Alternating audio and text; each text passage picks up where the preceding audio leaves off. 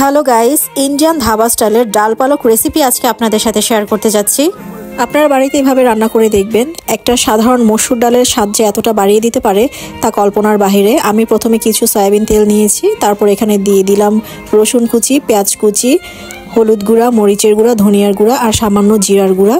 তারপর আমি মশলাটাকে একটু কষিয়ে নিচ্ছি। এরপর আমি দিয়ে দিলাম এখানে ভিজিয়ে রাখা ডাল। আমি এখানে মসুর ডাল ব্যবহার করেছি, মুগ ডালও কিন্তু ব্যবহার করা যেতে পারে।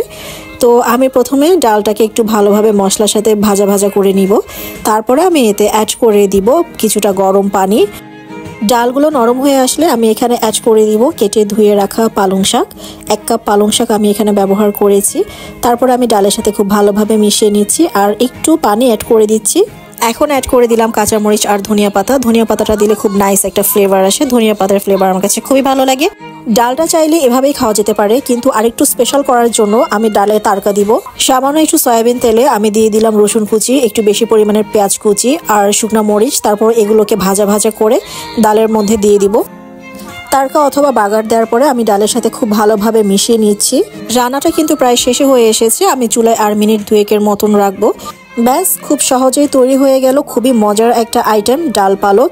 এটা রুটি, পরোটা অথবা সাদা ভাতের সাথে কিন্তু দারুণ লাগে খেতে। আমার ভিডিওটি দেখার জন্য অনেক অনেক ধন্যবাদ। আল্লাহ হাফেজ।